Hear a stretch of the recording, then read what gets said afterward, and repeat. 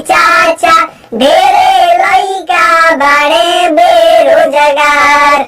हमनी से के आपन लइकी बियाही कैसे बड़ी वंश परिवार। अगुआ भागे सुनते पाराई बेटनो करिया चाही सबके सरकारी दामाद। अरे नौकरी के भर्ती निकाली है नीतीश